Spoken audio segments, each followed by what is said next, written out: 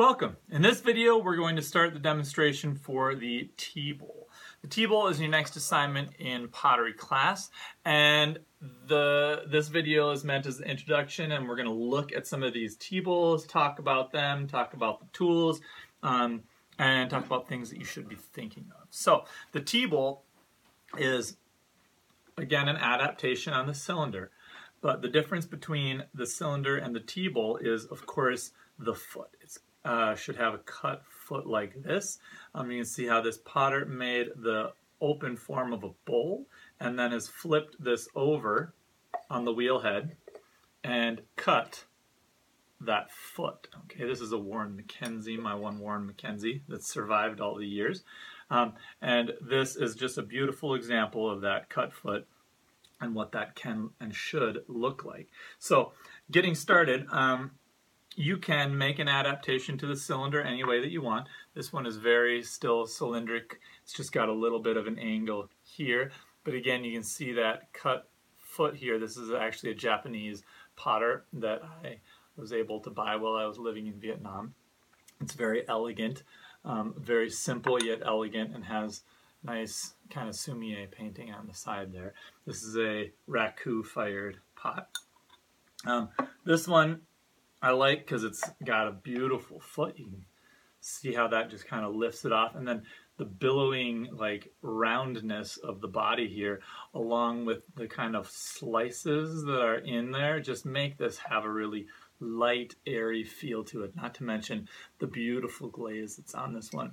Again, same as the mug, you want to really think about the rim as you're making this, because the tea bowl and the tea ceremony is all about holding the tea bowl with two hands, how it feels in those two hands, and how you bring it to your lips as you drink. Also about that foot and how you can have that floating feeling as it's sitting down. This one is smaller. It's maybe just a little teeny teacup. And one thing I like about this one, the Warren Mackenzie one has this too. So there's this little finger hole right here, kind of for holding on to it. You can kind of see that little divot on the inside there. And that's where the finger hole has been made. Nice, clean foot at the bottom. The stamp from the artist here, and you can kind of see how this one flares out a little bit at the top. Might be that the artist did that with just a tip of the rib, or that the artist did that with their fingers. Again, you can make these as the adaptation to the cylinder any way you like. Here's the Warren Mackenzie again, and you can see right over here, here's that same finger divot for holding on to it. This one is actually one that I made. It's actually not super elegant as a tea bowl, but I made it as just a glaze tester, and this is one of my glazes that I developed long ago, and I just love how the glaze turned out. This was the first test that I was happy with, but it ended up being quite a nice tea bowl too, and I get joy out of just looking at the glaze on that one.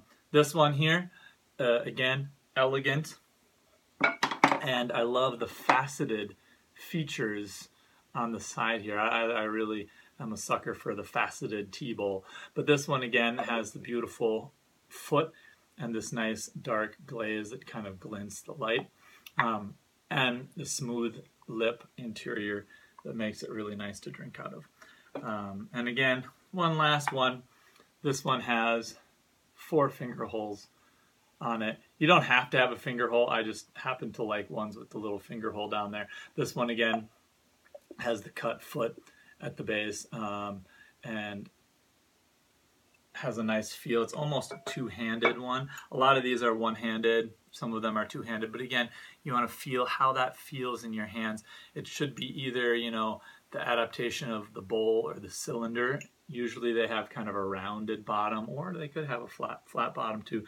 But for our purposes, it's an adaptation on a cylinder or a bowl, and it's the cut foot that you're learning on this.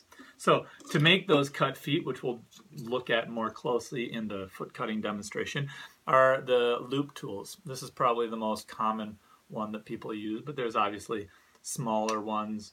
There's flat ones with different shapes for different carving. And these, we'll have a variety of these in class for you to use.